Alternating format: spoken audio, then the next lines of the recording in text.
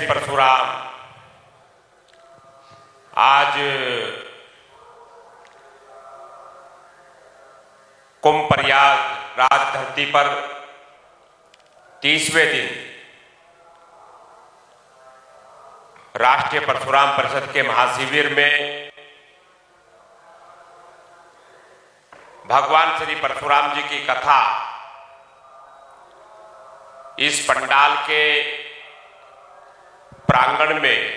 भगवान श्री परशुराम जी की कथा प्रारंभ हो रही है। उस कथा के आज हमारे अंतर्राष्ट्रीय कथावाचक जो भगवान श्री परशुराम, भगवान श्री राम और भगवत गीता से ओतप्रोत ऐसी अपनी वाणी से ऐसी आदरणीय कल्याणी जी, वही जो राष्ट्रीय परशुराम परिषद और भगवान श्री परशुराम जी का जो संकल्प, जो भगवान श्री परशुराम जी का महायज्ञ से प्रातः जो 5:30 बजे से प्रारंभ करते हैं, उसी की भांति इस आज 30वें दिन कथा का प्रारंभ हो रहा है। ये अपने आप में एक अद्भुत है। ऐसी देवी के रूप में, अपनी सरस्वती वाणी के रूप से भगवान श्री परशुराम जी के काज को आगे बढ़ाते हुए और अपनी वाणी से जो पृथ्वी पर भगवान श्री परशुराम जी ने जिस प्रकार से नारी शक्ति का सम्मान किया था, यानी कि वो जो संकलन आता है एक शोध के माध्यम से, शोध के विद्वानों के द्वारा जो बताया गया कि जब पृथ्वी पर राक्षस और आताताई राजाओं ने और उनके संतानों ने जिस प्रकार से नारियों को अपमानित करना प्रारंभ किया था, तो वहीं क्रोधित होकर के मां रेणुका ने केस खोल करके संकल्प लिया था कि जो नारी का अपमान करते हैं,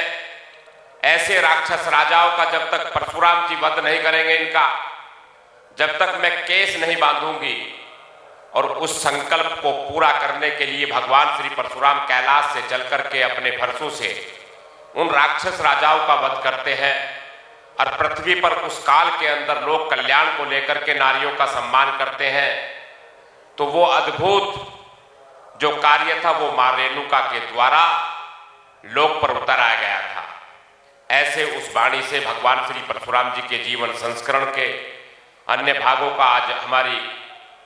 देवी स्वरूपा यहाँ बैठी हुई है कल्याणी जी, तो वो उन शब्दों से, उन बाणों से अपने भगवान श्री परशुराम जी की ओर, जहाँ गंगा मैया यहाँ पर उनकी इस कथा को श्रवण कर रही है, हमारे श्रोता श्रवण कर रहे हैं। यहाँ इस कथा का बड़ा महत्व, यहाँ जो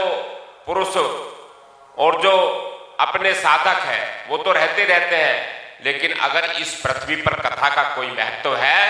तो वो मां गंगा को श्रवण कराने का ही महत्व होता है। और मां गंगा उस कथा को ग्रहण करती है,